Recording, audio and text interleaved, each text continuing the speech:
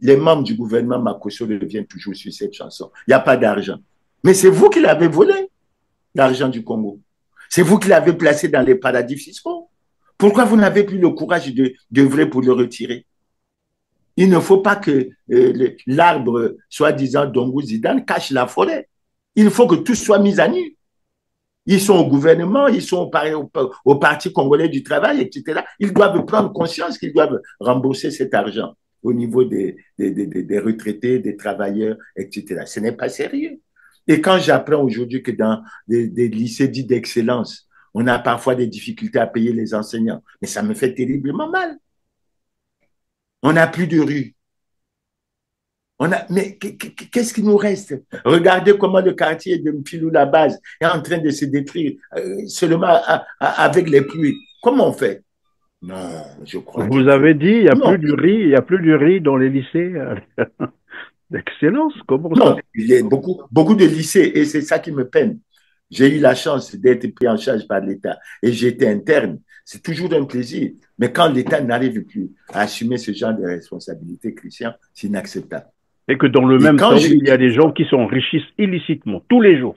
il y a des gens qui s'enrichissent illicitement, qui plongent. Après, on vient. Oh, la jeunesse, dit-on qu'ils proposent. Ils ont plongé la jeunesse. Ils ont sacrifié la jeunesse avec la dette.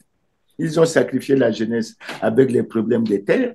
Ils sacrifient la jeunesse avec les détournements. Mais qu'est-ce qui reste, en fait, dans ce pays? Et il reste que la population prenne évidemment ses responsabilités. Tu sais bien que le dossier des biens mal acquis, mais le dossier des biens mal acquis, pourquoi on parle des biens mal acquis en France? Pourquoi on n'en parle pas au Congo? Ben, on cite les noms des gens, ils sont connus maintenant, les biens mal acquis. Les gens qui ont des hôtels particuliers, les gens qui ont, etc. C'est connu maintenant. Ça ne peut plus être caché. Tout ceci rassemblé, tous les éléments sur lesquels nous avons échangé depuis le début de cette émission, quand on rassemble tous ces éléments, vous disiez que Denis Sassou Nguesso ne mérite même pas un seul jour voilà, de mandat de plus à la tête du Congo. Mais je reviens vers vous avant de continuer. Donc, nous avons d'autres volets évidemment à regarder tout à l'heure. Mais alors, la question, elle est récurrente. Beaucoup nous ont posé cette question après avoir suivi le dernier numéro que nous avons réalisé avec vous. Alors, ils sont revenus à la charge pour dire, est-ce que Clément peut nous dire la vérité et de manière claire? Sera-t-il candidat, oui ou non? Parce que nous n'avions rien saisi de ce qu'il a dit dernièrement. Bah, il dit oui, mais aussi dans le même, en fait, comme qui dirait la stratégie du oui-non. Voilà.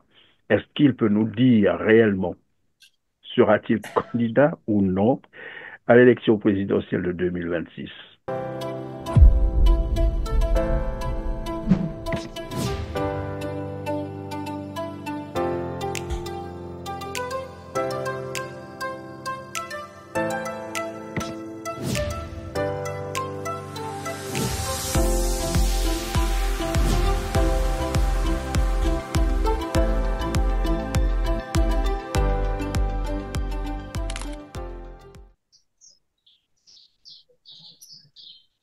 Bonjour à toutes et à tous, mesdames, messieurs. Ravi de vous retrouver sur R7 en compagnie de Clément Mirassa, économiste, statisticien, ancien ministre du Commerce, ancien ministre du Développement industriel, président du PSDC. Bonjour Clément Mirassa. Bonjour, Christian. Merci encore pour cette occasion que tu m'offres de m'exprimer et de développer certainement un certain nombre d'aspects touchant l'actualité.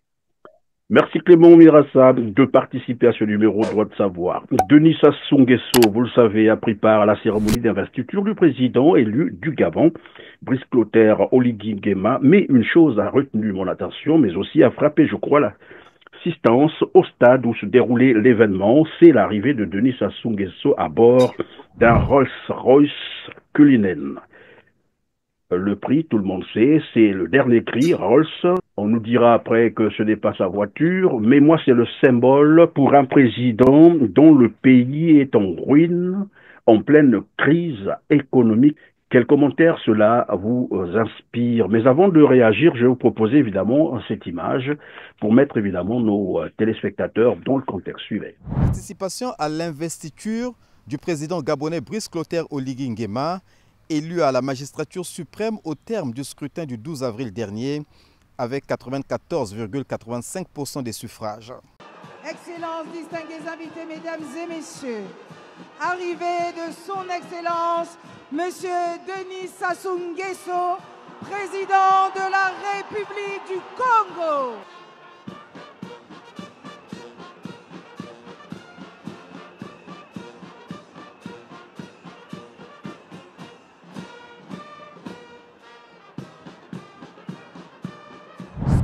C'est une foule en liesse qui accueille Brice Oligui Nguema pour la cérémonie d'investiture du nouveau président gabonais. Ni grand uniforme, ni treillis pour l'ancien général putschiste, l'homme qui a mis fin au règne de la dynastie Bongo avant de recueillir plus de 94% des suffrages lors du scrutin présidentiel du 12 avril dernier. Lors de sa prestation de serment, Oligui Nguema a salué la renaissance de la nation gabonaise. Moi, Brice Clotaire Oligui Nguema, m'engage devant Dieu à respecter et à défendre fidèlement la Constitution et l'État de droit. Novice en politique, Brice Oligui Nguema est surtout connu des Gabonais comme un haut gradé de l'armée, celui qui a renversé l'ancien président lors du coup d'État du 30 août 2023. Ancien chef des services spéciaux gabonais, Oligui Nguema, 50 ans, a été l'aide de camp du patriarche Omar Bongo jusqu'à sa mort en 2009.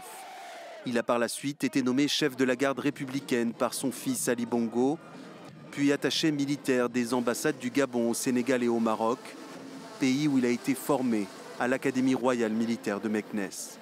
Après 19 mois de régime d'exception, Oligui Nguema dispose de 7 ans pour redresser le Gabon, un pays riche en hydrocarbures, mais en proie à des difficultés économiques et à un taux de chômage qui avoisine les 40% chez les jeunes. Le chef de l'État s'est également engagé à faire de la lutte contre la corruption l'une de ses priorités pendant son septennat. Voilà, Clément Mirassa, le pays est en ruine, crise financière aiguë, sans égale, il faut le dire. Pas d'eau potable, pas d'électricité, les routes sont cabossées, l'environnement est insalubre, tout le monde est en train de le voir, les Congolais ne peuvent plus joindre les deux bouts du mois, les familles, plus de 70% des familles congolaises vivent en dessous du seuil de pauvreté, donc la misère totale. Même pour avoir un repas par jour, c'est toute une gymnastique. Voilà, le chef d'État va s'afficher à l'extérieur dans une Rolls-Royce. Qu'est-ce que ça vous inspire?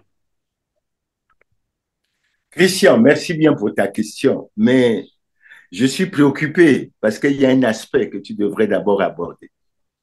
L'aspect que tu dois d'abord aborder, c'est quoi? C'est qu'il y a près de 19 mois que le président Oligui Nguema est arrivé de la manière dont nous savons à la tête de l'État gabonais. Et le Congo, notamment le chef de l'État congolais, était très sévère s'agissant de ce que l'on appelait le coup d'État qui s'était déroulé au Gabon et avait appelé à ce que le Gabon revienne très rapidement à l'ordre constitutionnel. Alors, ça me fait sourire, Christian, pourquoi? Parce qu'il faut que les Congolais le sachent.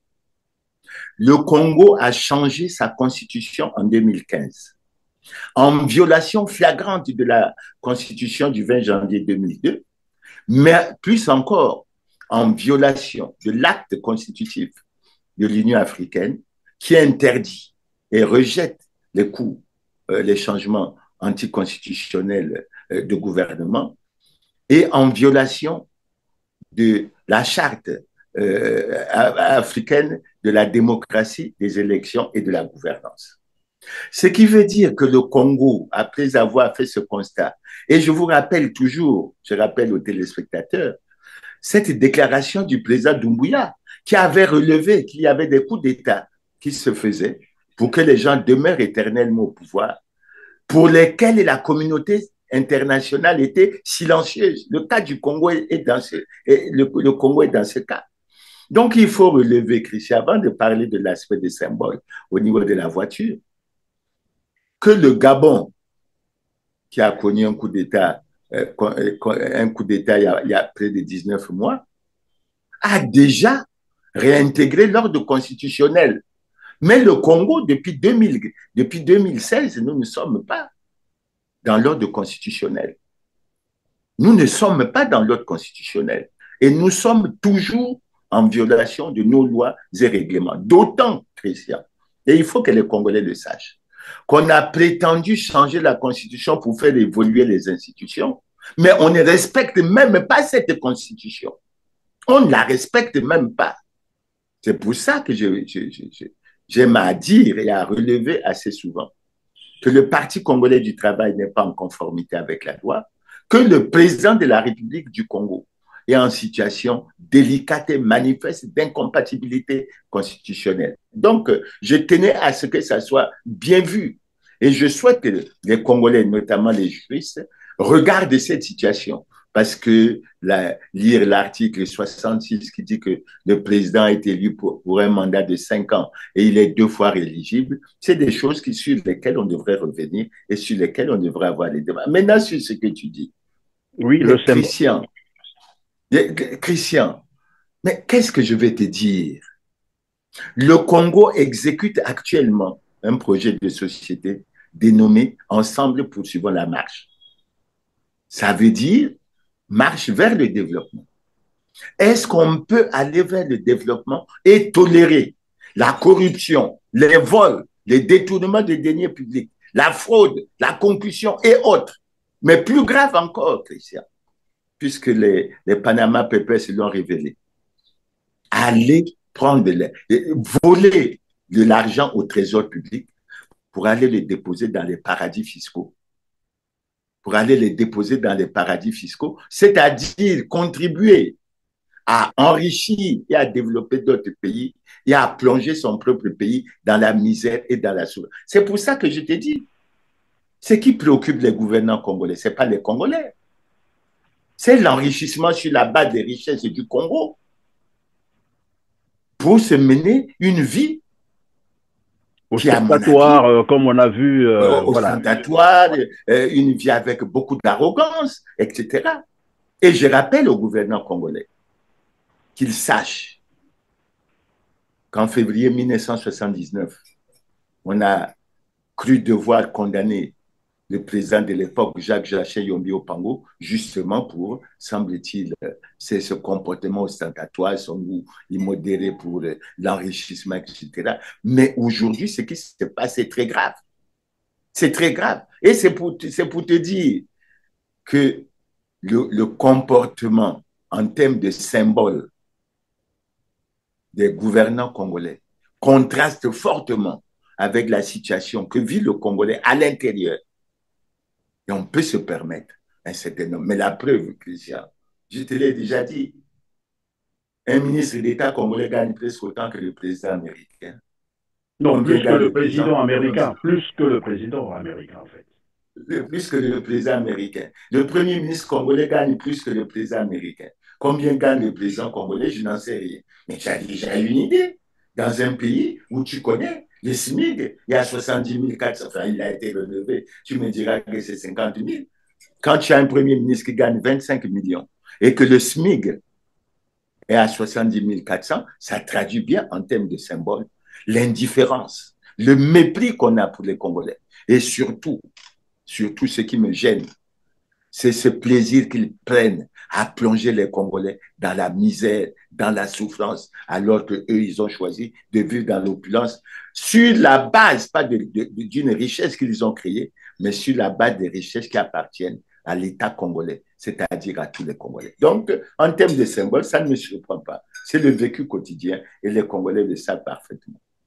Évidemment, toujours dans le même sens, le mot de vie ostentatoire, nous rappelons évidemment à la séquence d'octobre 2006 où les médias américains s'étaient intéressés évidemment à ce mode de vie, dénonçant bien sûr le prix du voyage de Denis Sassou Nguesso à New York où il avait occupé 44 chambres, donc des suites présidentielle luxueuse pour une bagatelle de 400 000 dollars américains. C'est quand même 250 millions de francs CFA, alors que le Congo venait de bénéficier d'un crédit du FMI parce que le pays n'avait plus d'argent et qu'il fallait ce crédit pour permettre à l'État congolais de fonctionner. Alors ici, ma question, c'est de savoir si réellement Sassou Nguesso a la notion de pouvoir. Est-ce que sait-il pourquoi il est à la tête du Congo? Mais avant de réagir, évidemment, là aussi, je vais vous proposer de suivre ce reportage, évidemment, de 2006. Suivez. Le président de l'un des pays les plus pauvres d'Afrique a dépensé 400 000 $ sur la facture d'hôtel lors de 2 courtes visites à New York l'année dernière, selon le Sunday Times de Londres. Denis Sassou Nguesso, de la République du Congo, également connu sous le nom de Congo-Brazzaville, a séjourné 2 fois à l'hôtel Waldorf Astoria. Lors d'une visite, son entourage a occupé 44 chambres et des factures s'élevant à 252 000 $, dont une partie a été dépensée pour du champagne cher et d'autres boissons coûteuses. Malgré les recettes pétrolières de 250 millions de dollars en 2006, plus de 70% des 3 millions d'habitants du pays vivent avec moins de 2,1 $ par jour. L'année dernière, le pays a bénéficié d'un énorme programme d'allègement de la dette de la Banque mondiale et du Fonds monétaire international parce qu'il se dit trop pauvre pour honorer ses engagements financiers. Voilà, vous avez bien entendu le journaliste dire un pays aussi riche que le Congo-Brazzaville, qui venait d'engranger beaucoup d'argent, mais 70% de la population, ce temps-là, de 3 millions, on estimait à 3 millions, vivait déjà dans la misère. Ma question, je réitère, Denis Sassou Nguesso a-t-il la notion du pouvoir? Sait-il pourquoi il est à la tête du pays? Christian, avant de répondre à ta question, je vais essayer de nous replacer dans le contexte. En fait, dans les années 2005-2006, qu'est-ce que nous connaissons? Mais le Congo est en programme avec le Fonds monétaire international, comme un pays pauvre très endetté, alors que le Congo n'est pas un pays pauvre. Donc, la communauté internationale nous a fait cette concession pour, semble-t-il, essayer de nous en sortir. Et nous nous battions dans le cadre de l'initiative Pays pauvres très endettés pour que nous arrivions à la réduction significative de cette dette. Et je crois que dans les années 2005 et 2006, nous avions atteint ce que l'on appelait le point de décision de cette initiative qui permettait de baliser le chemin pour que nous allions à la finalité et à la fin de cette démarche. Mais Christian, est-ce que c'est normal que lorsque vous vous battez déjà, tout en sachant que vous êtes très endetté, que vous vous lancez dans des dépenses ostentatoires? C'est paradoxal. C'est véritablement terrible. Surtout, Christian, et que je rappelle, notamment aux jeunes, que la conférence nationale avait révélé que les niveaux d'endettement atteints par le Congo constituaient un véritable obstacle pour le développement de ce pays et que le pays ne pouvait pas se développer si on ne réglait pas structurellement et fondamentalement ce problème. Maintenant, quand tu me poses la question sur ce que tu dis, mais ce n'est pas ça qui choque les Congolais. Mais Christian, tu as vu là, maintenant qu'on dit que le Congo n'a pas d'argent, tu as vu les avions dans lesquels le président se balade et tu as vu le coût de location par jour de ces avions. Nous éloignons de ce qu'on appelle, dans le cadre de l'orthodoxie financière, la réduction du train de vie de l'État. Tu as vu, Christian, depuis plus de 10 ans, le Congo est plongé dans une grave crise multidimensionnelle avec un aspect économique et financier très important. Tu as vu ces ministres qui gagnent 15, 18, 30, 25, 50 millions penser un seul instant à la réduction du train de vie de l'État. Le message, il est clair. Les Congolais peuvent mourir, peuvent vivre dans la misère et dans la souffrance. Ce n'est pas ça. Ils estiment qu'ils se sont donné un mode de vie assis sur l'argent du trésor congolais. Et c'est sur ça qu'ils font souffrir les Congolais. Et ce n'est pas moi qui l'ai dit. C'est le président Sassou qui le dit en 2009. Il faut que les Congolais le retiennent.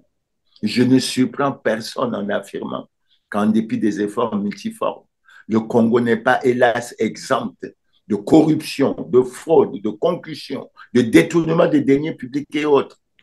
Et il a dit, Ici, ce sont les gouvernants qui sont interpellés. Quels sont les gouvernants qui ont été inquiétés depuis longtemps, Christian? Quels sont les gouvernants qui... Mais c'est une certaine culture. C'est une certaine culture. Et je crois que les Congolais doivent s'en préoccuper. Ils doivent se dire que lorsqu'on vient leur dire qu'il n'y a pas l'argent pour arranger les routes, pour les érosions, tout ça, c'est une volonté. C'est un choix délibéré pour faire souffrir les Congolais, pour les enfoncer dans la misère. Et quel plaisir il plaît, mais c'est aux Congolais. Et c'est pour ça que nous appelons souvent les Congolais, pour qu'ils prennent le destin de leur pays entre leurs mains et que nous allions de l'avant. D'ailleurs, les gouvernants actuels... Alors, vous avez dit c'est un choix délibéré de faire souffrir les Congolais et ça se constate parce que là, nous parlons encore de 2005 par là, 2005, 2006, 2007, vous voyez que ça a commencé depuis fort longtemps et donc la crise actuelle n'est pas une nouveauté pour les Congolais. En réalité, sous Denis Sassou Nguesso, c'est la crise, les dettes, les fraudes, corruption, vol, détournement, endettement, voilà. Et donc le pays est soumis évidemment à ce cycle infernal et là, on veut d'un nouveau mandat. Après, on se pose la question pourquoi faire, parce que si ce n'est évidemment pour, j'allais dire, achever les Congolais, parce qu'on ne peut pas comprendre que depuis son retour, c'est le même refrain. Vol, corruption, dette, vol, corruption, pillage, dette, vol, corruption, pillage, dette. Et là, on veut d'un dernier mandat pour Denis Sassou Nguesso. Christian, moi je me tourne vers les Congolais. Oui. On peut continuer parce que le courant est parti. Non, on peut continuer, hein, c'est bon. Je me tourne vers les Congolais pour dire que demander un nouveau mandat, c'est soi-même se jeter dans la gueule du loup et rechercher que l'on continue dans le vol, dans la corruption, c'est-à-dire qu'on continue à les enfoncer dans la misère. Et les dirigeants diront quoi? Mais c'est les Congolais eux-mêmes qui ont fait ce choix. Ce sera le choix des Congolais. Et c'est pour ça que je lance un appel. Mais je ne lançais pas un appel sur la base de la langue de bois. Je lance un appel sur une démarche de droit en disant que logiquement, le président de la République ne peut pas prétendre obtenir un nouveau mandat et je le justifie au plan du droit. Et je lance un autre appel. Je dis, les démocrates, les véritables démocrates ne peuvent pas soutenir une nouvelle candidature du président Denis Sassou Nguesso après qu'il ait lui-même déclaré que lorsque la Constitution est violée, les démocrates ne doivent pas l'accepter. J'insiste pour dire que lorsque la Constitution est violée, les démocrates ne doivent pas l'accepter. Mais c'est bien le cas. La Constitution a bel et bien été violée et je crois qu'ils doivent en tirer toutes les conséquences.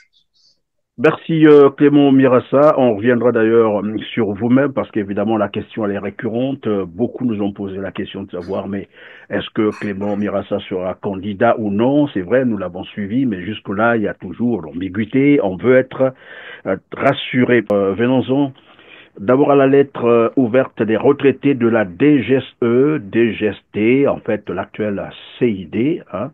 Je vais faire lecture de quelques paragraphes, bien sûr. Elle est longue, mais bon, quelques paragraphes m'ont intéressé et peut-être que ça pourrait aussi illuminer nos téléspectateurs. Voici ce que dit la lettre. Donc, lettre ouverte des retraités de l'ancienne DGSE et DGST. Elle circule encore sur la toile, hein. On vous mettra le lien en bas pour ceux qui voudront lire toute la lettre. Brazzaville, le 4 mai 2025, à Monsieur le Directeur Général, la Centrale d'Intelligence et de la Documentation à Brazzaville. Lettre ouverte, trahison des missions de la CID et obstruction à la justice dans l'affaire Dango Armel Saint-Silver. Monsieur le Directeur Général de la Centrale Intelligence de Documentation. La centrale d'intelligence et de documentation, anciennement Direction générale de la surveillance du territoire, est une institution essentielle de notre République chargée des missions cruciales pour la sécurité de l'ordre public. Ses fondements et ses attributions sont clairement définie par les textes de loi publiés au journal officiel du Congo-Brazzaville. Ces textes stipulent sans ambiguïté le rôle de la CID, dont la collecte, l'analyse et la diffusion du renseignement, la prévention des actes de nature à nuire aux intérêts de l'État et la collaboration étroite avec les autorités judiciaires. Cependant, et c'est là où ça devient intéressant, les récents événements ont mis en lumière une action qui constitue une violation flagrante de ces missions et une trahison inacceptable de la confiance placée en vous et en votre direction. Il est de notoriété publique et suscite une indignation légitime au sein de la population que vous avez sciemment entravé le cours de la justice dans l'affaire concernant M. Dongou Armel Saint-Silver, auteur présumé du détournement de fonds publics au trésor public. Selon les informations largement diffusées et considérées comme crédibles, vous auriez dépêché l'un de vos officiers supérieurs auprès de M. Armel Saint-Silver Dongou afin de l'informer de l'imminence d'un mandat d'arrêt international émis par le procureur de la République. Plus grave encore, il est rapporté que vous auriez organisé la fuite de cette personne par un vol Air France, alors même que votre institution aurait dû être en première ligne pour assurer son interpellation et sa mise à disposition devant la justice. Ici, on nous décrit un peu comment est-ce que Armel Dongou, c'est comme ça qu'on l'appelle, alias Zidane, a quitté Brazzaville. D'abord, votre commentaire à ce sujet. Merci Christian pour ta préoccupation. Mais le premier réflexe que j'ai, c'est de me reporter à la Constitution, à la loi fondamentale. Et je lis l'article 205 qui est sous mes yeux.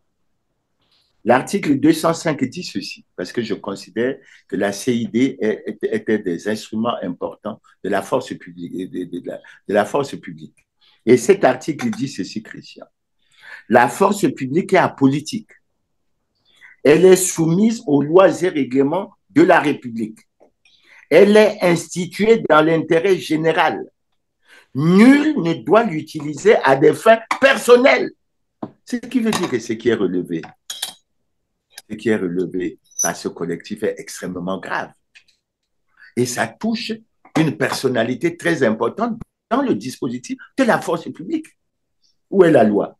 J'entends les gens dire ici et là qu'ils sont républicains, qu'ils tiennent compte du rapport de la loi. Il faut qu'on y aille. Mais Christian, ce n'est pas tout.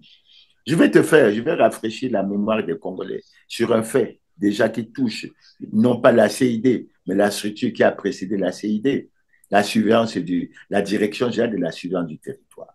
Christian, en 2017, dans son message sur l'état de la nation de notre pays, le président de la République a fait ressortir que des sommes importantes avaient été débloquées pour le secteur de l'agriculture, mais pour des résultats extrêmement mitigés.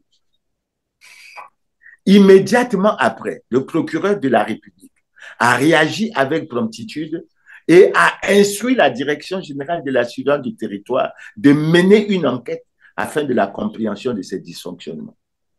Et la direction générale de la surveillance du territoire a fait son travail, a déposé son rapport qui a conclu au fait que des Congolais avaient pris de l'argent au fonds de soutien de l'agriculture et n'avaient jamais voulu le rembourser. Et un délai leur avait été donné. Dépasser ces délais, les personnes impliquées devaient être présentées au parquet national. Christian, il n'y a jamais eu personne qui a été présenté. Ça veut dire quoi? Ça veut dire, Christian, que le constat qui est fait ne touche pas seulement la CID, touche toute la gouvernance de ce pouvoir.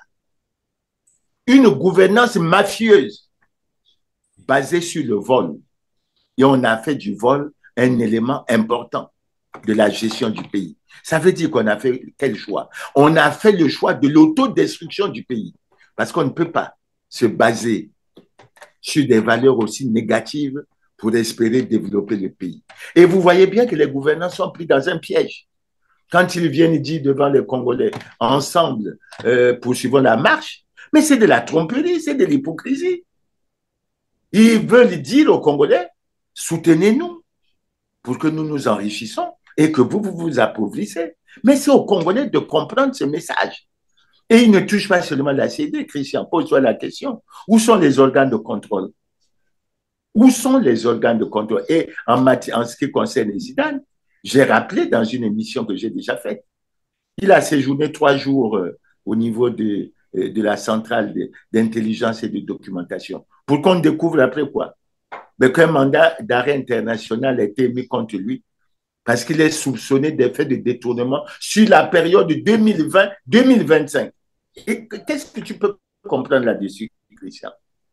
Où sont les organes de contrôle? Non, c'est un choix qui a été fait et les Congolais doivent en prendre conscience pour que le vol, les détournements, la corruption soient un des éléments de la gouvernance de ce pays, c'est-à-dire qu'on tire ce pays vers son autodestruction et non pas vers son développement. Et j'espère que la lettre qui a été envoyée par ses frères, ses compatriotes, qui sont soucieux, selon moi, de l'intérêt du Congo, va retenir l'attention des gouvernants pour qu'ils en tirent toutes les conséquences, parce que c'est une situation extrêmement grave.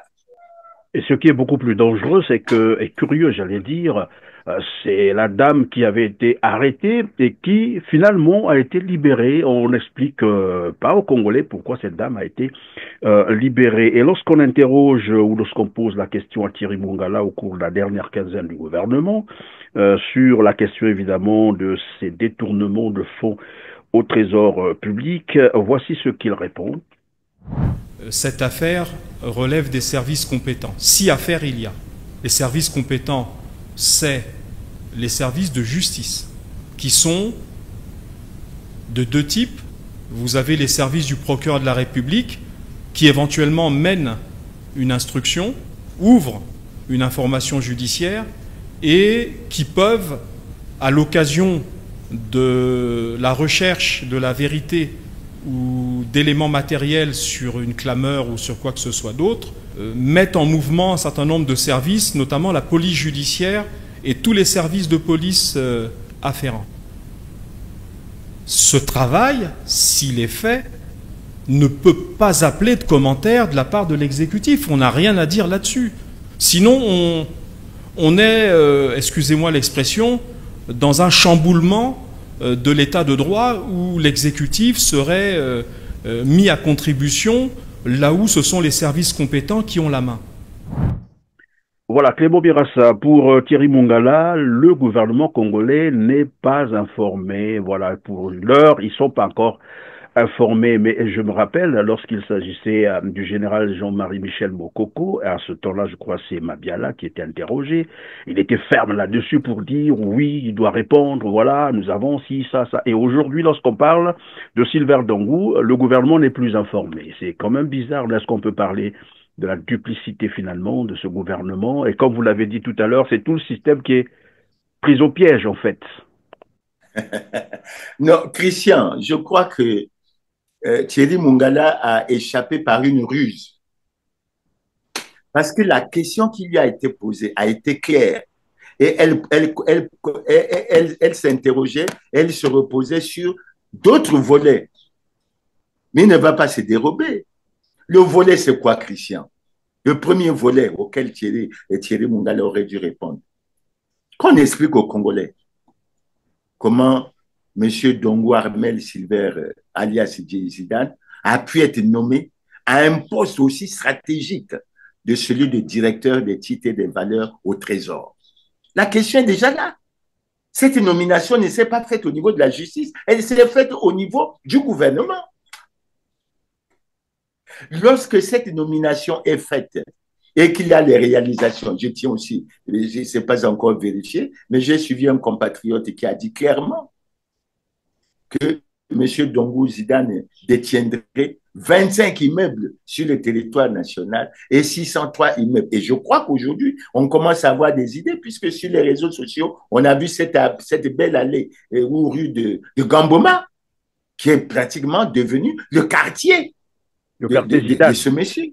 Ah, si ça fait plus cher, non, on n'a pas de problème. Ici, on peut dire quelque chose. Ah, monsieur Pacifique, ils font exprès, ça, monsieur. Hein? Ils font exprès, ils sont capables de nous donner des bonnes conditions. Non, mais sérieux, c'est fou, c'est ouf. Hein? Ils font exprès. Regarde.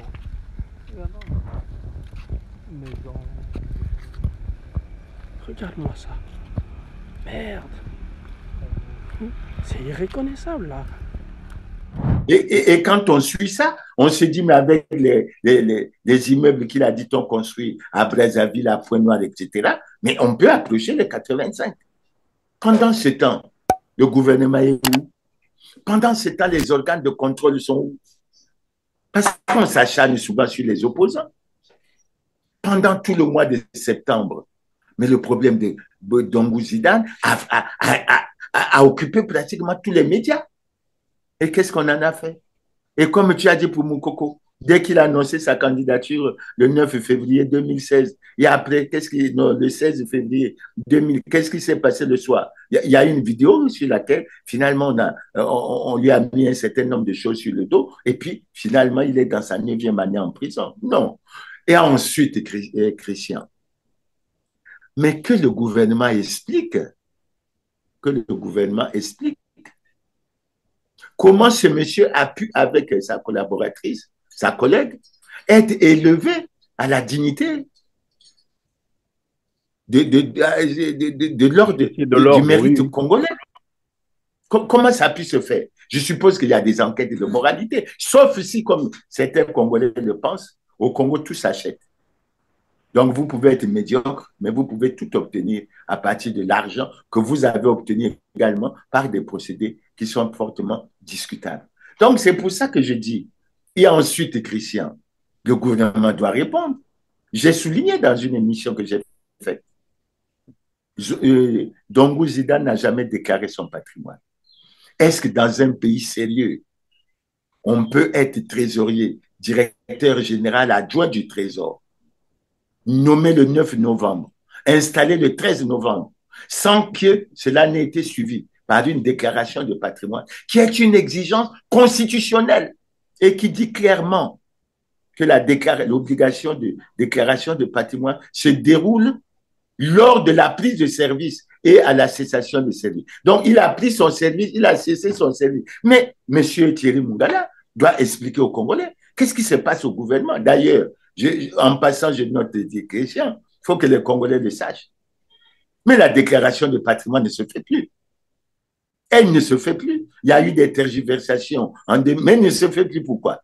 Mais parce que les gouvernants ont pris l'option de l'enrichissement illicite, de l'appauvrissement de l'État, de plonger les Congolais dans la misère et dans la souffrance. C'est pour ça qu'ils n'osent même plus faire de déclaration du patrimoine qui, en dépit de tout, était fait et devait être faite selon des procédés qui ne sont pas extrêmement transparents. Mais même ça, ça n'a pas été fait. Maintenant, Christian, M. Dongou Zidane est relevé au Conseil des ministres du 18 avril. La passation de service a lieu le 22. Mais réfléchissons-y. Pourquoi c'est le 22 que le procureur de la République a signé la réquisition aux fins d'interdiction de sortie de Dongou Zidane et de Mme Moya du territoire national?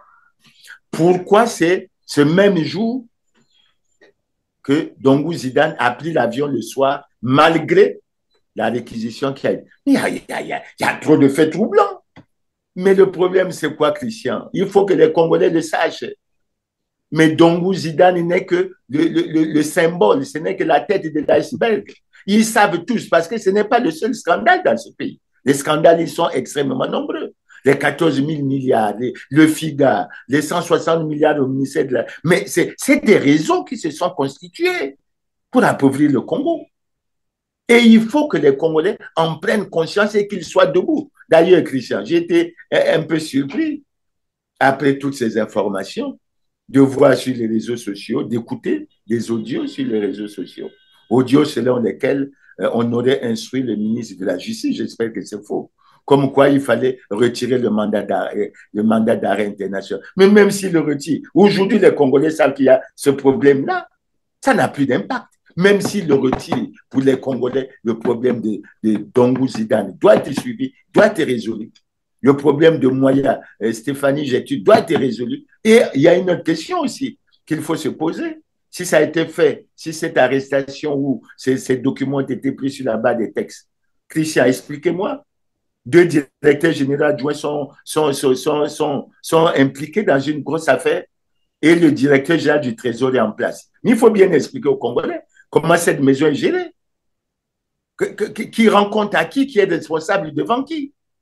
Il faut que. Il y a beaucoup de zones d'ombre qui ne relèvent pas de la justice, mais qui relèvent déjà du fonctionnement administratif. Et ça, mais Thierry Mungala a eu tort de divertir le Congolais pour venir dire qu'on attend la justice. Mais quand on l'a décoré, c'est pas au Congakala qui est parti le décorer. C'est bien le gouvernement. Est-ce que vous pouvez décorer quelqu'un dont la moralité ou même l'incompétence est reconnue dans un certain nombre de milieux? Non. Donc, je crois qu'il y a véritablement. Voilà. Et donc, bon, mais c'est comme vous l'avez dit, hein, et d'ailleurs, moi, je trouve ça très juste, retrait ou pas de ce mandat d'arrêt international, ça ne changera rien. Dans ce même pays, on a vu, d'ailleurs, l'histoire, le scandale du FIGA. La dame est toujours là au gouvernement.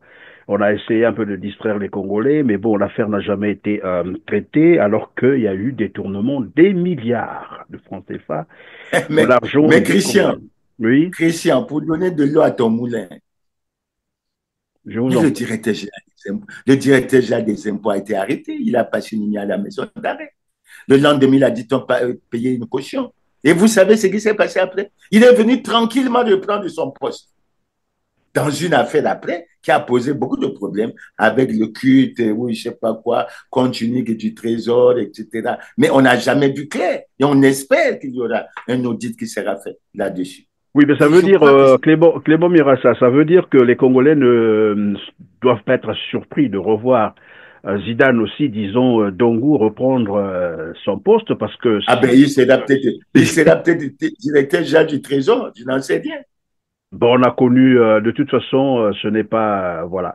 Les Congolais savent ce qui se passe. On a un cas comme ça, c'est fut un certain lieutenant Payal, comme ça qu'on appelle, qui lui aussi avait été pris, hein, la main dans le sac, les détournements des deniers publics. On l'avait même dégradé, sanctionné, emprisonné, et quelque temps après, on apprend qu'il a été nommé directeur général, je sais pas, l'informatique ou un truc comme ça. Mais il y a aussi le cas Rigobert Mabundu, qui a géré le fonds de l'agriculture. Là-bas aussi, il y a eu des malversations financières, les détournements de fonds, mais curieusement, on apprend qu'il a été, voilà, cette fois-ci rappelé un peu, je ne sais pas pour quelle raison, il est encore au gouvernement, on vient encore de le nommer ministre. Donc, il y a beaucoup de cas comme ça. En réalité, ici, qu'est-ce qu'on constate? C'est qu'au Congo-Brazzaville, plus vous commettez, plus vous volez, plus vous détournez, mieux on vous nomme, on vous promeut à des postes beaucoup plus importants qu'avant. C'est ce qui ressort. Après, je peux me tromper, mais les autres aussi pourront nous dire ce qu'ils en pensent. Mais Clément Mirassa, je ne sais pas si c'est une simple coïncidence. Le 23 avril, Denis Sassou Nguesso a accordé l'audience au secrétaire, il est, je crois, au niveau de la sous-région Afrique centrale, SEMAC, qui est allé le rencontrer pour lui parler de la lutte contre le blanchiment des capitaux. En substance, le chef de l'État et son interlocuteur ont évoqué les questions de blanchiment d'argent et de financement du terrorisme dans la sous-région. On a abordé les questions sensibles du blanchiment d'argent dans la sous-région et le financement du terrorisme. Notre rôle, c'est de mettre dans tous les États le dispositif de lutte contre le blanchiment et le financement du terrorisme et la prolifération des armes à destruction massive. Nous avions comme relais dans les États les agences nationales d'investigation financière. Et le Congo est pointé du doigt. Bon, tout le monde sait désormais que le Congo, c'est le mouton noir de la CEMAC. Et il a informé d'ailleurs Sassou Nguesso que le Congo passera en revue, je crois, en 2027. Après, je me suis posé la question de savoir, puisqu'après le 23, cette audience, le 25, est émis le mandat d'arrêt international contre Zidane. Est-ce que c'est une simple coïncidence ou ce monsieur est allé voir probablement Sassou Nguesso pour lui dire attention, ton pays, ça ne va pas. Ça devient une menace pour la sous-région et si vous ne prenez pas des mesures qu'il faut, ben, probablement qu'on va vous déconnecter des autres. Est-ce qu'il n'y a pas eu une certaine menace pour qu'après on nous sert cette comédie de Zidane où tout le monde, ça sent quand même de la comédie, ce qui se passe avec Zidane. Est-ce que ce n'est pas seulement une petite, disons, une mise en scène pour montrer aux autres de la SEMA que bon, voilà, le Congo a commencé à prendre quand même les mesures qu'il faut. Est-ce que ce n'est pas une comédie finalement liée à cette visite? Christian, je pense qu'à ce niveau, il s'agit beaucoup plus de responsabilité que de comédie. Et quand je vais faire le commentaire sur cette situation, je ne vais pas m'arrêter parce que le compatriote qui a rencontré le président Sassou dans le cadre du blanchiment d'argent, c'est un compatriote qui a travaillé avec lui. Oui, il a travaillé, il travaille dans le cadre de la sous-région, oui. Et il est maintenant au niveau sous-régional. Bon, moi je pense qu'il ne faut pas que les Congolais oublient le contexte dans lequel tout ça se situe. Et tout ça se situe dans le contexte de la réunion du 16 décembre 2024, le sommet de la CEMAC qui a été coprésidé par le président Biya et par le président Archange Touadéra. Sommet au cours duquel on s'est rendu compte que la situation du Congo, la situation de la sous-région était extrêmement préoccupante et qu'il fallait aller aux mesures urgentes avec le fait, selon pas mal d'observateurs, que la situation du Congo est préoccupante parce que le Congo, semble-t-il, a une grande part de responsabilité dans cette situation. Et pourquoi je le dis? Mais parce qu'avant que M. Kanga, qui parlait du blanchiment d'argent, n'arrive, mais le président a reçu à Oyo le président de la commission de la CEMAC. Et moi, je suis convaincu que le président de la commission de la CEMAC est venu informer et appeler l'attention du président de la République sur le danger que continue à représenter le Congo pour toute la sous-région. Même si, à travers pas mal d'informations, on a dit que la Banque centrale a dégagé des bénéfices extrêmement importants, etc. Mais la situation au niveau des avoirs nets, au niveau d'un certain nombre d'autres choses, sont extrêmement préoccupantes. Mais la situation du Congo, Christian, est-ce qu'on est sorti de l'auberge? On n'est pas sorti de l'auberge. On n'est pas sorti de l'auberge. Et c'est pour ça que je dis, aujourd'hui, les gouvernants actuels ont prouvé leur incapacité à prendre les mesures pour sortir le pays de la crise. Pourquoi, Christian? Mais parce que s'ils prennent ces mesures, il faut qu'ils se remettent en cause. Quelle est la personne parmi nous qui peut accepter de se suicider? Est-ce que ce gouvernement, et je le dis, parce qu'il y a pas mal de membres du gouvernement qui sont impliqués dans les affaires de ce pays. Je ne parle pas seulement du FIGA, je ne parle pas seulement du ministère de la Santé et de la Population, mais les affaires des Panama Papers, mais il y a bien des membres du gouvernement, les dignitaires du PCT, qui ne veulent pas reconnaître qu'ils se sont enrichis, qui ne veulent pas reconnaître qu'ils sont à la base du malheur du Congo. La preuve, ils sortent pour demander que le président Denis Sassou Nguesso soit reconduit à un nouveau mandat. Ça veut dire que pour eux, le bilan est extrêmement positif. D'ailleurs, Bouba a dit quoi? Le président de l'Assemblée. Bouba a présenté le président Sassou comme l'homme des Lumières, l'homme des raisons, l'homme de la paix. Et il a dit que c'est le candidat du parti, c'est le candidat de la majorité des Congolais. Somme toute, sa victoire est assurée au vu du fait qu'il a transfiguré le pays. Il a transfiguré le pays avec les vols. Et je te fais une belle allusion, Christian, sur laquelle les Congolais devraient réfléchir. J'y reviens souvent. L'université, le coût estimatif de l'université Denis Sassou Nguesso était de 241 milliards. Le coût de la deuxième université de Dakar, sous le président Macky Sall, ça a coûté 65 milliards. Regardez-vous là. Ça, ce n'est qu'un exemple pris parmi tant d'autres. Ce n'est qu'un exemple pris. Et si on rentre dans le gros dossier des grands travaux, Ben, vous allez, je suis convaincu qu'on va découvrir et découvrir avec les éléphants blancs qu'on a pu avoir ici et là, on va découvrir beaucoup de choses. Donc la situation pour moi, Christian, le Congo aujourd'hui est une menace, non pas seulement pour les Congolais, mais pour la sous-région, Afrique centrale. Et il faut qu'il s'efforce. Clément Miranda, Déjà, sa dette. qu'est-ce qui peut expliquer, j'allais dire, cette gouvernance d'impunité totale? Parce que on se souviendra aussi, hein, le 19 mars 2018, Philippe Obara, alors patron des renseignements au Congo-Brazzaville, rendait public un communiqué que tout le monde avait, je crois, pris connaissance, que je vais rappeler ici, où il disait: le fonds de soutien à l'agriculture a commencé à octroyer les premiers crédits en 2009 suite à une inscription budgétaire, c'était bien ça, de 10 millions de dollars. Mais seuls 140 projets ont été financés en 2009 sur près de 800 projets.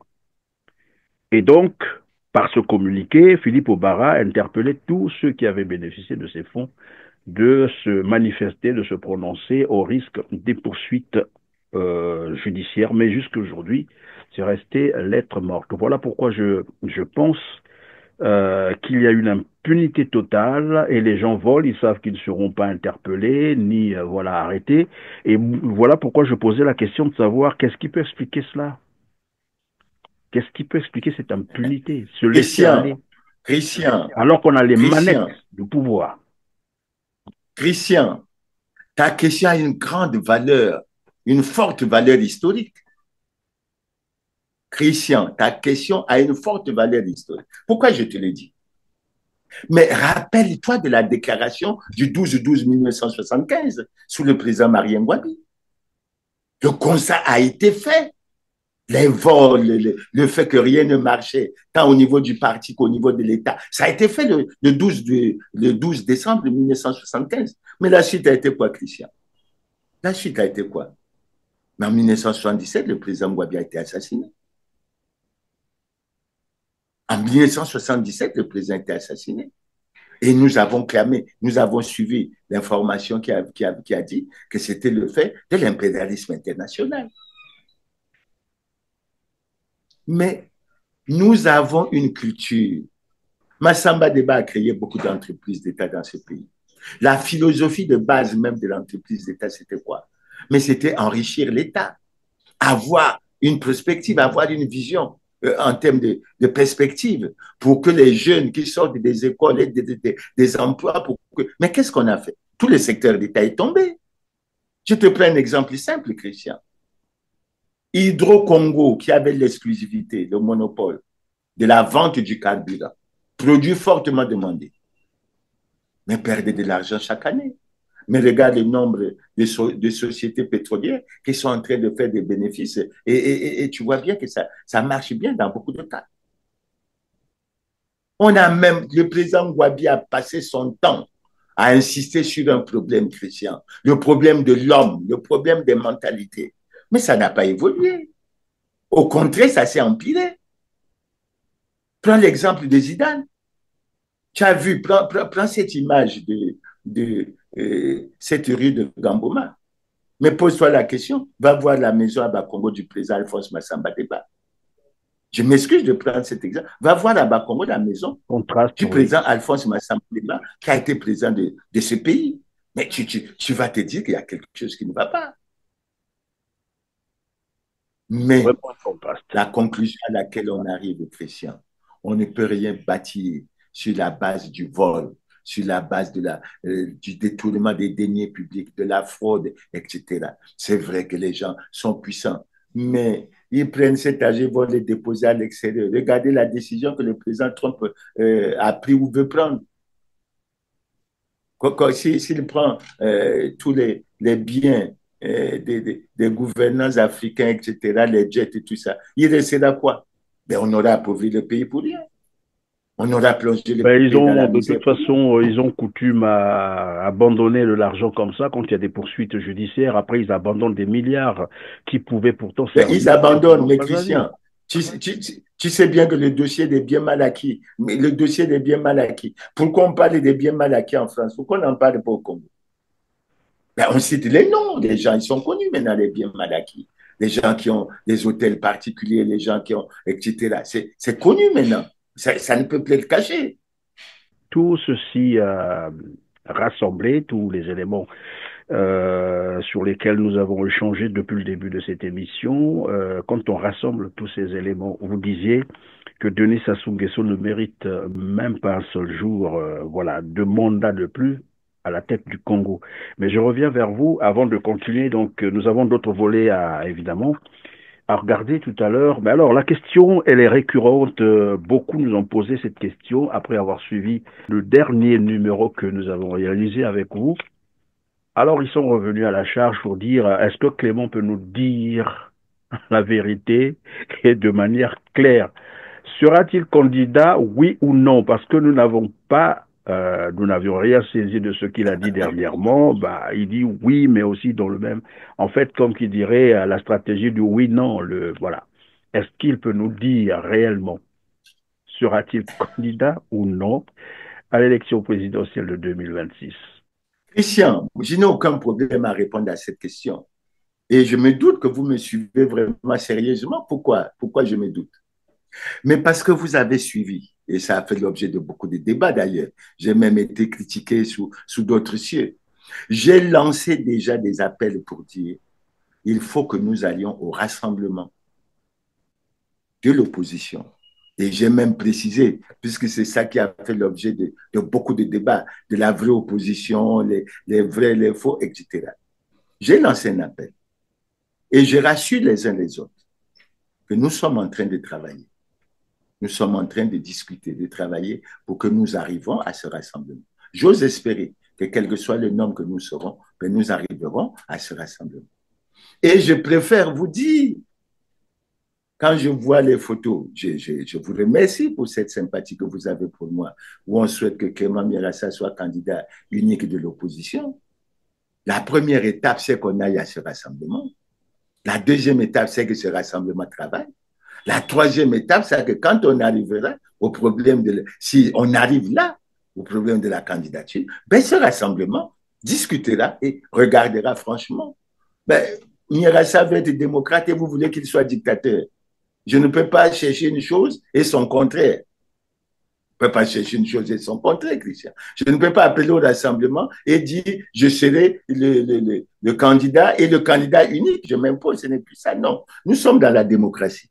Et je crois que, de façon franche, de façon sincère, les frères, les sœurs avec lesquels on pourra se retrouver dans ce rassemblement, il faut leur faire confiance. D'abord, il faut les soutenir pour que... Et quand je parle du soutien, Christian, j'attire l'attention de nos militants. Parce que soutien, ce n'est pas seulement sortir pour dire, parce que les autres donnent 2000 francs. Parce qu'ils ont volé, parce qu'ils ont fait ceci. Quand tu as 2000 milliards, ben ça ne te coûte rien de prendre 5000 et de distribuer pour prétendre de passer pour quelqu'un qui aime les Congolais, alors que tu les as détruits. Mais nous, on interpelle nos militants. Quand nous lançons des appels de fonds pour que nous continuions le travail, ben, par exemple, dans mon parti, un militant chaque mois doit contribuer au fonctionnement du parti pour 1000 francs. Et aujourd'hui, les gens prennent prétexte pour dire que mais ils n'ont pas 1000 francs pour le parti. Mais par contre, dans la journée, ils consomment un nombre de bières extrêmement important. Donc, nous attirons, nous appelons leur attention. Et je leur dis, Christian, c'est un débat que nous aborderons froidement le moment venu. Il n'y aura aucun problème. Donc, allons d'abord qu'avec les frères et les sœurs avec lesquels on est d'accord qu'on aille au rassemblement, que l'on travaille, que les Congolais, parce que nous avons besoin du soutien et d'une espèce de complicité avec les Congolais, que l'on nous permette de travailler, qu'on nous soutienne dans le travail et que le moment venu, c'est au sein de ce rassemblement que le débat aura lieu pour dire que, sous quelle forme, et encore, que je vous l'ai déjà dit, je reprends, nous sommes aujourd'hui encore très très loin de remplir les conditions pour la tenue d'une élection libre, démocratique, transparente, crédible et apaisée.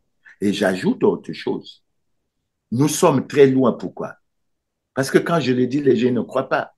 Mais on ne peut pas aller à une élection comme ça parce que dans le passé, on n'a pas fait attention. Mais le président de la République ne peut pas être président du Parti congolais du travail. Sinon, c'est le Parti congolais du travail qui organise l'élection. Et si le Parti congolais du travail organise l'élection, est-ce que cette élection peut être libre, crédible, etc.? Je dis non. Le deuxième point, le Parti congolais du travail n'est pas en conformité avec la loi. J'ai la loi, sur les partis entre mes mains, mais il y a un article 31 qui dit clairement qu'en cas de violation des lois en vigueur, mais le parti, le groupement politique concerné doit être suspendu. Et depuis, je crie fort pour que le Parti congolais du travail soit suspendu. Alors le Parti congolais du travail, qui n'est pas en conformité avec la loi, qu'est-ce qu'il fait? Il désigne ses commissaires, ils vont dans le pays, ils parlent d'élections. Mais ça veut dire qu'on est, comme tu as dit à la dernière émission, un pays hors la loi. Les gouvernants sont hors la loi. Le parti au pouvoir est hors la loi. Beaucoup de partis de la majorité sont hors la loi. À quel type d'élection voulons-nous aller? À une élection crédible ou à une mascarade encore d'élection, etc. Et je rappelle aux téléspectateurs. Oui. Je rappelle aux téléspectateurs que j'ai lu les commentaires faits par un parti politique où ils ont fait soi-disant une réunion de l'opposition apaisée. Je n'entre pas dans les commentaires. Mais qu'est-ce que ce parti nous a révélé? Mais qu'en fait, le ministre de l'Intérieur avait écrit à cette partie de l'opposition pour désigner des gens qui allaient être dans les commissions techniques de la Commission nationale électorale indépendante. Et que, Dieu merci, ils n'ont pas marché avec cette démarche du ministre de l'Intérieur. En retournant au ministre de l'Intérieur la situation suivante, ben, vous nous avez promis la refonte de la loi électorale. La refonte n'est pas encore faite. Comment vous pouvez nous... Donc, vous voyez bien qu'il y a beaucoup de manœuvres qui sont en train de se faire pour le maintien et pour ces élections. Donc, que en sorte, le Congo est en train de se diriger vers la présidentielle 2026 en l'état, c'est-à-dire avec le même organigramme, la même commission, les mêmes conditions d'organisation, voilà, les conditions frauduleuses, c'est ça qu'on est en train de... Oui, ils veulent aller avec ils veulent aller dans des conditions frauduleuses. Mais maintenant, ils savent qu'on sait que le Parti congolais du travail n'est pas en conformité avec la loi.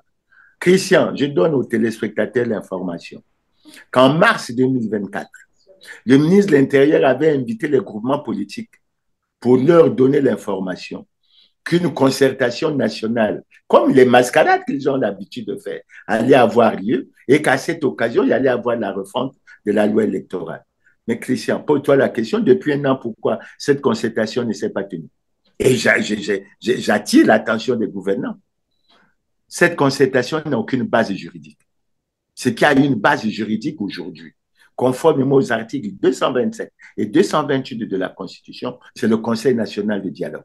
Malheureusement, le Conseil national de dialogue n'a jamais été formellement mis en place. Depuis 2015, violation toujours de la loi par les gouvernants actuels. Et ils pensent que c'est leur volonté qui est la loi. Mais j'appelle les Congolais pour qu'on se lève et qu'on barre la route à ces manœuvres et qu'on puisse aller véritablement à une élection libre, démocratique et transparente. Voilà, il faut aller à une élection véritablement libre et démocratique. Vous avez rappelé tout à l'heure que le Congo c'est la vérité en plus, hein, on peut le constater, un État hors la loi, le gouvernement est hors la loi, voilà, et donc tout ce qui se fait désormais est hors la loi. Or, c'est à ce sujet que Denis Sassou Nguesso clamait fort pour dire voilà, il n'acceptera jamais, mais au grand jamais, qu'une élection soit organisée par un gouvernement hors la loi que je vous propose de suivre encore. Jamais, jamais nous n'accepterons que soient organisées des élections hors la loi. Là aussi, nous prenons l'opinion internationale à témoin. Je crois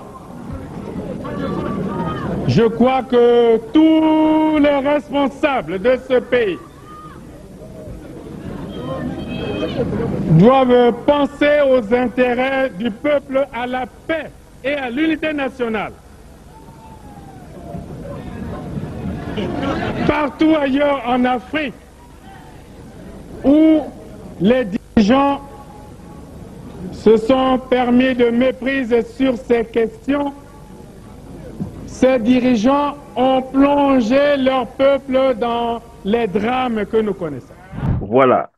Jamais il n'acceptera ou il n'accepterait une élection organisée par un gouvernement hors la loi. Or, aujourd'hui, la plupart des institutions au Congo sont hors la loi. Monsieur Walembo qui, lui, revendiquait l'opposition républicaine. Est-ce que dans le contexte actuel où on a largement démontré que finalement la loi est violée de bout en bout, la Constitution est violée en permanence, une certaine opposition surgit pour dire qu'elle est une opposition républicaine. Républicaine par rapport à quoi concrètement? Christian, laisse-moi sourire, mais je te remercie de l'occasion que tu me donnes pour que j'apporte ma lumière, sinon ma part de vérité sur cette question. J'ai suivi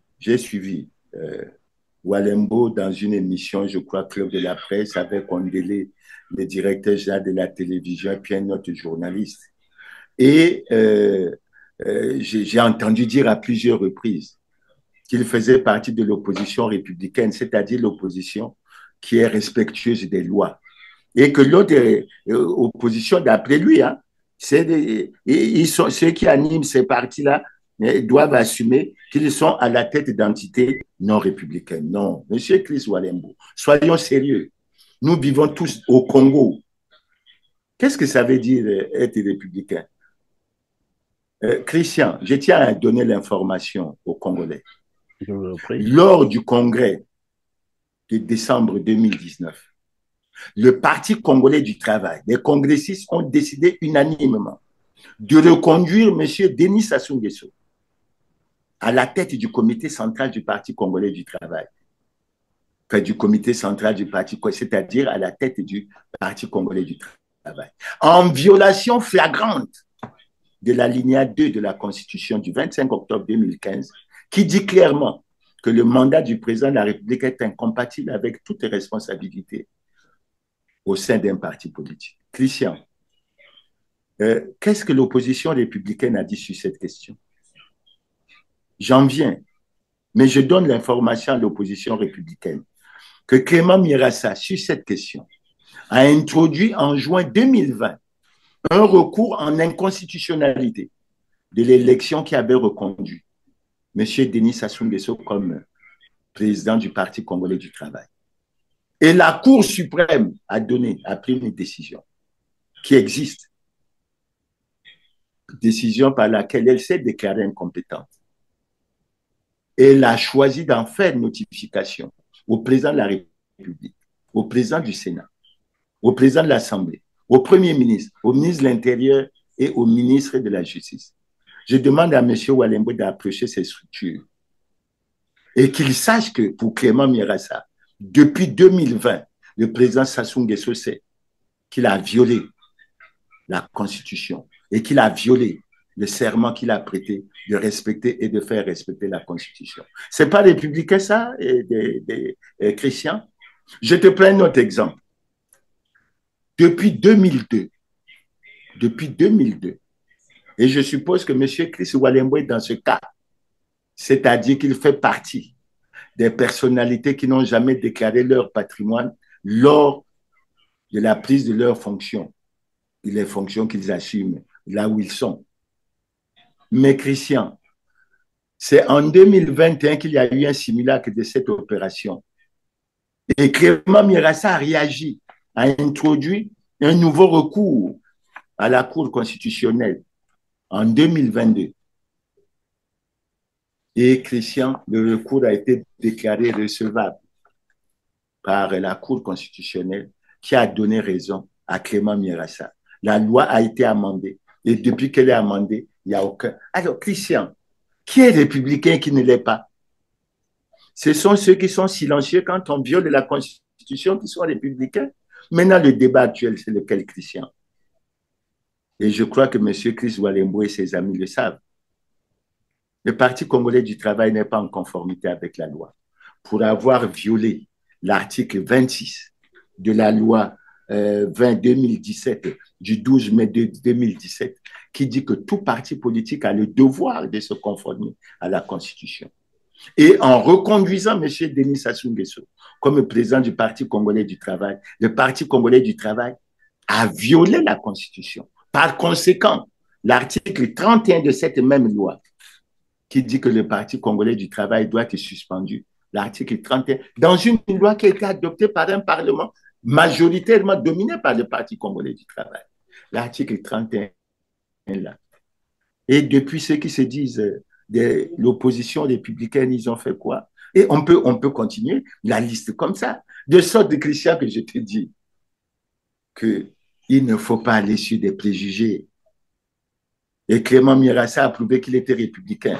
Parce que la plupart des remarques qu'il fait, la plupart des interventions qu'il fait, il se repose sur les lois et règlements de la République, particulièrement et principalement la Constitution de la République. Donc, je voulais dire à M. Chris Walengo que mon parti est républicain, il respecte les lois et règlements de la République, il apporte une très bonne contribution à ce que la démocratie soit respectée, puisqu'il prend le soin, il prend le courage, parce que c'est un mot qu'il faut bien utiliser, il prend le courage d'introduire des recours à la Cour constitutionnelle qui agacent les gouvernants, mais où des décisions importantes sont extrêmement prises. Donc voilà, Christian, ce que je voulais. Maintenant, pour le reste, ce que l'on dit sur un certain nombre de choses, je n'entre pas dans ce genre de débat.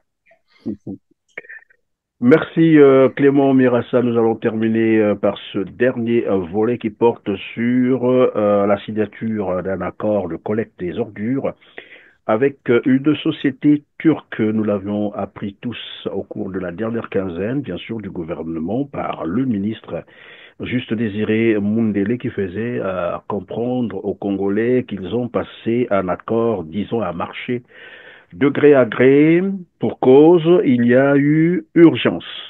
Je voudrais justement savoir, monsieur le ministre, vous avez signé cet important contrat avec la société turque Al-Barak, une très bonne chose parce que ça va contribuer à l'assainissement de nos principales villes, mais je voudrais savoir pourquoi est-ce que vous avez opté, dans une situation de rareté de ressources, à ce qu'on appelle un contrat de gré à gré, alors que ce genre de contrat qui porte quand même sur plusieurs milliards de francs CFA aurait dû faire l'objet d'un appel d'offres. Et vous le savez aussi très bien que nous avons des structures dans notre pays, lorsque le contrat va au-delà de 500 millions de francs CFA, il faudrait que ce soit enregistré à ce niveau. Qu'est-ce qui s'est réellement passé lorsqu'on sait aussi que cette société était en face à Kinshasa et que le contrat a été résilié entre l'autorité de la ville de Kinshasa et cette société qui semblait être très chère et qui utilisait également même le matériel de la ville de Kinshasa pour opérer. Enfin, c'est ce que nous avons dû avoir comme information auprès de nos frères de la rive gauche. Comment est-ce qu'on en est arrivé là? Est-ce qu'il n'y a pas une expertise locale qui peut franchement faire ce travail afin non seulement d'éviter ce qu'on appelle l'érosion des devises, parce que ces gens vont rapatrier leurs bénéfices. Donc voilà, monsieur le ministre. Vous avez en effet rappelé qu'au-delà d'un certain seuil, pour des raisons de transparence, pour des raisons aussi pratiques de concurrence, qu'il valait mieux passer certainement par un appel d'offres. Pourquoi un gré à gré? Alors, je tiens à souligner que la politique, la loi de passation des marchés publics en République du Congo, qui est aussi la même quasiment au niveau de la sous-région et même au niveau international, nous avons deux options. Il y a les conditions qui exigent un appel d'offres national ou international, et il y a des conditions qui exigent en réalité un gré à gré. Grosso modo, la règle, c'est l'appel d'offres, mais l'exception, c'est le gré à gré. Et à quel moment il y a l'exception? Il y a l'exception quand il y a urgence, quand il y a impérieuse urgence. Et nous pensions que nous étions dans une situation d'urgence, d'impérieuse urgence. Votre première réaction? Christian, je dis du point de vue du principe, je suis opposé à ce que ce genre de marché se passe de gré à gré. Je n'ai pas d'autres commentaires à faire. C'est une violation de la loi. La vérité, c'est ça. D'abord, c'est une violation de la loi. Et j'ai suivi le ministre Mundele. Les membres du gouvernement Makosso reviennent toujours sur cette chanson. Il n'y a pas d'argent. Mais c'est vous qui l'avez volé, l'argent du Congo. C'est vous qui l'avez placé dans les paradis fiscaux. Pourquoi vous n'avez plus le courage d'œuvrer pour le retirer? Si je prends rien que... Je prends un exemple simple, Christian. Le différentiel de 6 milliards sur les bourses, annoncé par le président de la République lui-même. Comme quoi, au lieu de payer on avait besoin de 3 milliards pour payer les bourses et non de 6 milliards. Et il se demandait si les 6 milliards se dissipaient. Et depuis, le Premier ministre Anatole Koliné-Makosso a parlé d'enquête administrative. Où est cette enquête administrative? Alors, quand on dit le contexte, non. Il faut que le gouvernement d'Anatole Koliné-Makosso, le pouvoir du président Sassou, prenne des dispositions pour récupérer l'argent. Et on leur dit qu'ils s'inspirent des exemples de l'Arabie Saoudite, qu'ils s'inspirent de l'exemple de l'Angola. D'ailleurs, le Sénégal est en train de faire entrer au trésor public une masse d'argent importante parce qu'ils se sont levés et ils sont en train de travailler pour lutter contre la corruption. Donc, on ne vienne pas nous dire qu'il y avait urgence et en plus, il n'y a pas d'argent dans le pays. Non, c'est des faux prétextes qu'ils agissent dans le respect de la loi et qu'ils abandonnent ces voies parce que ce n'est pas ces voies, qu'ils sont justement dans ce qu'ils appellent eux-mêmes les antivaleurs. Là, qu'est-ce qu'on constate? C'est que dans le même temps où le pays est en crise, soi-disant qu'il n'y a pas d'argent, ils l'ont annoncé eux-mêmes, on constate bien qu'il y a des centaines de milliards qui sont volés des caisses de l'État, au trésor public en plus, c'est l'argent de l'État. Là, c'est l'argent de l'État. Quand on est en train de voler, ça veut dire qu'il y a l'argent au Congo. Et justement, on vient de dire aux gens qu'il n'y a pas l'argent, voilà, l'urgence, on est allé donner un marché comme ça de gré à gré. Ce qu'il n'a pas dit, c'est que la même société Al Barak, si les Congolais ne le savent pas, c'est ce groupe qui a pris une partie du port autonome de Pointe-Noire, qui gère la partie la plus rentable du port autonome de Pointe-Noire. Et nos enquêtes, nous y sommes encore, commencent à révéler que derrière Al Barak, c'est Denis Christel Sassou Nguesso. Donc ça veut dire quoi? Que malgré ce que les Congolais sont en train de décrier actuellement, le détournement de fonds, des deniers publics et autres, non, le système continue, croyant qu'on peut continuer à distraire les Congolais et on peut continuer à voler en utilisant d'autres artifices. C'est ce qui ressort ici sur Al Barak. Mundele dit c'est une urgence, mais quelle urgence? Nous savons que c'est depuis 7 mois presque par là, ou 8 mois, que les grandes villes du Congo baignent dans l'insalubrité. Donc depuis 7 mois, il parle d'urgence. Mais il y a nos mairies, non? Nous avons des mairies au Congo-Brazzaville. Quel est donc le rôle de ces voiries? Pourquoi est-ce qu'on n'a pas dopé ces voiries, financé, prendre cet argent, donner à nos mairies, à nous, pour s'occuper bien sûr de la collecte de ces ordures, que d'aller toujours chercher des entreprises privées, des étrangers, après on vient maquiller de droit congolais, on n'a jamais compris. Ça nous ramène un peu vers le ricin, là. Toujours ces sociétés de droit congolais pour créer de l'emploi pour les jeunes. Mais quel emploi en plus? Ce que Averda a fait. Aujourd'hui, les jeunes sont à la traîne. Donc moi, je voudrais qu'on essaie de regarder ici ces artifices utilisés par ce gouvernement et qui est en train finalement de vendre tout le patrimoine congolais, en fait, économique, aux étrangers, et se cache derrière. En fait, c'est des arbres qui cachent les forêts. C'est ce que j'ai cru comprendre. Parce qu'on ne peut pas nous parler d'urgence et Al Barak. On sait bien que Al Barak est déjà au port autonome de Pointe-Noire. Pourquoi on n'a pas intéressé, par exemple, les mairies du Congo, leur donner cet argent pour qu'elles se mettent au travail? Alors, Christian, je te remercie. Ma réaction est simple. Je te remercie de l'information que tu me donnes et je me tourne vers les journalistes du Congo. Parce que, Christian, je suis obligé d'interpeller les journalistes congolais. Parce que j'ai constaté que lors de la quinzaine, soi-disant, du gouvernement, de la pauvreté, j'ai été amené à constater la pauvreté et le manque d'approfondissement des questions que les journalistes viennent poser au ministre chargé de la communication, porte-parole du gouvernement. Donc, je crois que la responsabilité a plusieurs niveaux. Maintenant, pour ce que tu dis, moi, j'ai déjà fait le constat. Ce qui intéresse les gouvernants actuels, ce n'est pas l'intérêt général. C'est l'intérêt égoïste, individuel et particulier. C'est la course à l'enrichissement illicite. Et je le dis, Christian, Parce que, pourquoi depuis 2002, la déclaration de patrimoine pose problème? Mais parce qu'il y a ce problème. Les gens aujourd'hui ne peuvent pas justifier leur richesse. Ils ne peuvent pas justifier.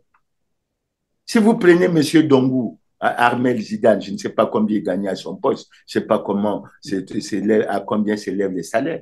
Est-ce qu'il peut justifier, et si c'est avéré, la construction de ces maisons à Kamboma? Est-ce qu'il peut justifier la construction des immeubles à Brazzaville, etc.? Et il y a beaucoup de gens qui sont dans ce cas. Ils vivent au-dessus de leurs moyens. Et je trouve que la responsabilité, c'est au gouvernement, parce qu'ils ont réduit les organes de contrôle au silence total. Au silence total. De sorte que ces organes, je rappelle aux gens qui sont dans les organes de contrôle, etc., mais qu'ils se rappellent des noms comme Onsa Onsa, qu'ils se rappellent des noms comme Agathonot, qu'ils se rappellent d'un certain nombre de noms. Ces gens-là, ils ne vivaient certainement pas dans des conditions misérables, mais ils n'avaient jamais cherché un enrichissement illicite au détriment de l'État congolais. Et vous savez, pour avoir discuté avec M. Onsa Onsa, qui était inspecteur général d'État à un moment donné, mais qui avait failli se faire fusiller par un sous-préfet, parce qu'il était venu, il est arrivé à la sous-préfecture sans prévenir, et il a demandé que les clés, etc., que désormais le sous-préfet n'avait plus accès à ses bureaux, tout ça sans sa présence, et ça a failli créer un drame. Mais pourquoi? Mais parce que le sous-préfet se doutait bien que beaucoup de choses allaient être mises à nu. Aujourd'hui, bon, on a le sentiment, quand on voit ce qui se passe, que ceux qui sont à la base des votes ont le soutien des gouvernants. La preuve, quand on parle du FIGA, il y a eu quel procès? Quand on parle du détournement au ministère des hydrocarbures, après un rapport élaboré par la Commission nationale de lutte contre la fraude, la concussion, il y a eu quel effet? Et ça veut dire quoi? Mais les gens se disent, quand le président de la commission, de la haute autorité de lutte contre la corruption, annonce qu'il a des dossiers, qu'il va les déposer, et il n'y a plus jamais eu de saisine, qu'est-ce qu'on fait? Mais on continue. La République marche. La République marche comme ça. C'est au Congolais. Oui. Donc voilà, Christian. Maintenant, évidemment, nous sommes dans un pays où finalement, et c'est le constat qu'on fait, les individus sont devenus beaucoup plus riches que l'État, en plus des fonctionnaires publics qui sont devenus beaucoup plus riches que l'État. Voilà, alors donc Clément Mirassa, voilà, on va terminer par ce volet. C'est vrai que j'avais annoncé que c'était le tout dernier qu'on était en train d'aborder là, mais il y a, voilà, comme qui dirait, une inspiration de dernière seconde. C'est la déclaration ou l'interview du directeur général de la CREF. Il y a eu également la déclaration rendue publique par le ministre Firmin Ayessa. Globalement, votre réaction? Non, globalement, je m'appuie sur la déclaration du directeur général de la CREF. J'aborde ça sous deux volets. Le premier volet, j'aborde un aspect antérieur qu'il a déjà eu, sur lequel il a déjà eu à se pencher. C'est cette affaire, Christian, qui est le symbole justement de ce que le pays ne marche pas. En novembre et décembre 2016, une somme de 9 milliards a été virée du Trésor dans un compte à la LCB, qui est devenu BOA, Bank of Africa, qui était un compte à la BOA de la CREF. Et le directeur général a fait une intervention sur les médias, etc., qui est ressortie, reconnaissant que les 9 milliards avaient bel et bien été virés, qu'ils étaient bien arrivés dans le compte de la CREF, et ça a disparu, Christian, ça a disparu. Qui peut croire à ça, franchement? On est dans quel pays?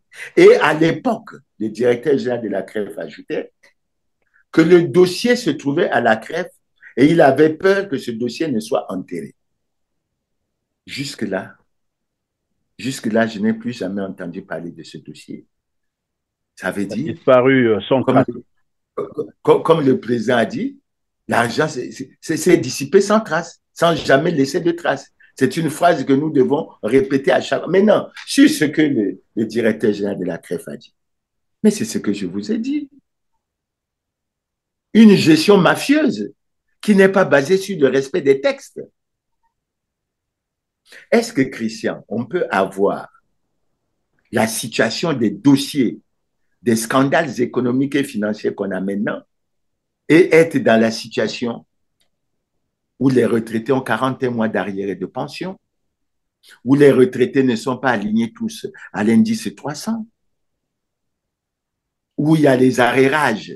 Oui, mais sur ce plan, en fait, j'ai cru entendre le directeur général de la CREF dire que tout est au point, c'est juste un problème de mise en application des textes. Ah, il a les moyens pour nous payer, mais qu'il nous paye. Nous, on a besoin de nos 40 textes ne sont pas mis en application, donc il faut mettre les textes en application pour décompter toute la situation. Mais Christian, je te prends un texte, je n'ai pas la référence exacte dans ma mémoire. Le texte qui dit que l'évolution au niveau du taux de la pension suit la même évolution qu'au niveau de la fonction publique. Ça veut dire quoi? Ça veut dire que depuis 2014, lorsque le point d'indice a commencé à évoluer, mais la valeur du point d'indice au niveau de la pension devait aussi évoluer. Ça veut dire quoi, Christian? De 2014 à 2015, ça a évolué. De 2015 à 2016, ça a évolué. De 2016 à 2017, ça a évolué. Mais ça veut dire que déjà, on doit tous ces différentiels aux retraités.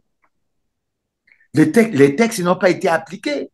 Et quand on arrive à 2017, que la valeur du point d'indice au niveau de la fonction publique est à 300, mais cette même valeur doit être répercutée au niveau des pensions. Ça fait combien d'années, Christian? De 2017 à 2025, ça fait 8 ans. Ça fait 8 ans. Et moi, j'étais très heureux que dans une émission que tu as faite, tu as fait passer un directeur général d'une structure de Wando, hospitalier de Wando, qui était dans une situation inacceptable. Et la manière dont on lui a, les réponses qui lui ont été données, mais nous ont tous choqués en tant que retraités. C'est un droit. Nous ne commandons pas. C'est notre argent. Et ceux qui ont volé l'argent doivent avoir conscience qu'ils doivent renflouer les caisses de l'État pour que nous percevons notre argent. Nous n'allons pas mendier ça. En réalité, c'est pas une dette, c'est pas comme qui dirait, un paiement, comme on dirait, l'argent de l'État. C'est votre argent que vous avez cotisé, notre argent. donc on devait vous rendre ça. Et on ne peut pas dire à un retraité, vous n'êtes pas le seul à être malade. Mais comment ça? Mais il ne demande qu'à entrer dans ses droits, en fait. Il ne veut que rentrer dans ses fonds. Mais Christian, je ne parle pas des différentiels, parce qu'il faut que, je suppose que le directeur général qui a dit que tout est prêt, j'espère qu'ils ont fait les calculs à partir des différentiels. Depuis que ça a commencé, de 2020 à 2025, de 200 à 200 à 225, de 225 à 250, de 250, etc., jusqu'à 300. J'espère qu'on tient compte de tout ça. Mais je dis, il faut que les gouvernants actuels chrétiens arrêtent de dire aux Congolais qu'il n'y a pas d'argent. Il faut qu'ils s'arment de courage, qu'ils lancent une opération coup de poing, lutte contre la corruption, pour récupérer l'argent qui a été dilapidé du trésor. Et à travers l'exemple de Dongou Zidane, moi je suis très content du cas de Dongou Zidane. Parce que Christian, il ne faut pas que les Congolais s'attardent seulement à ne parler que Dongou Zidane. Mais il y a bien des gens qui ont détourné, qui ont volé avant. Il ne faut pas que l'arbre, soi-disant Dongou Zidane, cache la forêt. Il faut que tout soit mis à nu. Ils sont au gouvernement, ils sont au Parti congolais du travail, etc. Ils doivent prendre conscience qu'ils doivent rembourser cet argent au niveau des retraités, des travailleurs, etc. Ce n'est pas sérieux. Et quand j'apprends aujourd'hui que dans des lycées dits d'excellence, on a parfois des difficultés à payer les enseignants, mais ça me fait terriblement mal. On n'a plus de rue. Mais qu'est-ce qui nous reste? Regardez comment le quartier de Mpilou, la base, est en train de se détruire seulement avec les pluies. Comment on fait? Non, je crois. Vous avez dit, il n'y a plus de riz, il n'y a plus de riz dans les lycées d'excellence. Comment ça? Non, il y a beaucoup de lycées et c'est ça qui me peine. J'ai eu la chance d'être pris en charge par l'État et j'étais interne. C'est toujours un plaisir. Mais quand l'État n'arrive plus à assumer ce genre de responsabilité, Christian, c'est inacceptable. Et que dans le même temps, il y a des gens qui s'enrichissent illicitement, tous les jours. Il y a des gens qui s'enrichissent illicitement, qui plongent. Après, on vient. Oh, la jeunesse, dit-on qu'ils proposent. Ils ont plongé la jeunesse. Ils ont sacrifié la jeunesse avec la dette. Ils ont sacrifié la jeunesse avec les problèmes des terres. Ils sacrifient la jeunesse avec les détournements. Mais qu'est-ce qui reste, en fait, dans ce pays? Et il reste que la population prenne évidemment ses responsabilités. Merci Clément Mirassa d'avoir été encore avec nous sur R7 dans ce numéro, droit de savoir. Je vous laisse quelques 2 secondes, à moins que vous ayez une dernière préoccupation. Sinon, voilà, on met fin. Non, Christian, merci, merci. Je te remercie parce que ce que nous sommes en train de faire, c'est expliquer aux Congolais, sur la base des preuves, on pourrait dire que c'est la démonstration par la preuve, de ce que le Congo est un pays riche. Mais les Congolais vivent dans une misère et une pauvreté à la fois inacceptable et intolérable. Et l'une des raisons fondamentales, c'est qu'il y a des gens, des gouvernants, qui ont occupé un certain nombre de positions, qui sont chichement payés. Ils sont très bien payés. Et on pouvait penser qu'à partir de l'argent qu'on leur payait, ils ne pouvaient plus avoir des idées pour détourner, etc. Mais qui, malheureusement, sont dans des situations de détournement, de concussion, de fraude, etc. C'est ça qui est à la base de notre situation. Sinon, les retraités ne devaient pas avoir. Quand on prend notre dette aujourd'hui, on dit qu'elle est autour de 8 500 milliards. Mais prenez la dette intérieure. Mais si on prend dans la dette intérieure la dette sociale, mais si on mène une opération au coup de poing, lutte contre la corruption, on est en mesure de régler cette dette. Non pas seulement la dette sociale, mais la dette commerciale, pour qu'on permette de relancer l'activité commerciale au niveau des opérateurs économiques, que l'emploi puisse redémarrer, etc. Donc, on ne peut pas continuer. Aujourd'hui, on s'acharne sur Dongou Zidane, mais je dis, il n'y a pas que Dongou Zidane. Avant Dongou Zidane, il y a eu des cas qui sont même plus préoccupants. Il n'y a aucune raison que ceux-là soient tranquilles, soient sérieux, tranquilles dans leur coin, etc. Il faut que les gouvernants prennent des dispositions et que ce problème de vol doit s'arrêter. Qu'on écrive et qu'on dise partout, voler, ce n'est pas bon. Voler, ce n'est pas bon. Évidemment, voler n'est pas bon, ce n'est pas bon, parce qu'en Chine, on pend les gens, c'est-à-dire on les met devant le public, ils sont pendus pour avoir volé l'argent de l'État. Ce n'est pas l'argent d'une entreprise, c'est l'argent de l'État et donc l'argent des Congolais. On ne vole pas l'argent des Congolais ou l'argent de l'État. Désolé, mais c'est ça la vérité. Il faut parfois rappeler cela à ceux-là qui ont pris finalement le Congo en otage. On parlerait d'un régime de prédation et rien ne s'explique au Congo. Un petit pays aussi riche que le Congo pour que sa population vive dans la misère, mais une misère indescriptible. C'est incroyable. Et ça a commencé à longtemps, hein. Ce n'est pas aujourd'hui. On vous a rappelé, depuis 2005 déjà, son arrivée seulement, depuis son arrivée, son retour au pouvoir par les armes, le Congo vit une situation dramatique de misère permanente. Alors donc, nous sommes en 2025, et là encore, on nous parle des dettes, détournements, vols, pillages, et voilà. Jusqu'à quand? C'est la question qu'on se posera. Jusqu'à quand? Oui. Jusqu'à ce que les Congolais ont pris conscience que ce phénomène ne devrait pas exister. Le destin du Congo est entre les mains des Congolais. Ben voilà, donc le dernier mot revient aux Congolais. Merci, mesdames, messieurs, de nous avoir suivis. Cliquez sur le petit pouce en l'air, juste en bas de la vidéo. Partagez massivement et dites-nous en commentaire ce que vous en pensez. Cela nous fera énormément plaisir. On se retrouve très prochainement. Merci.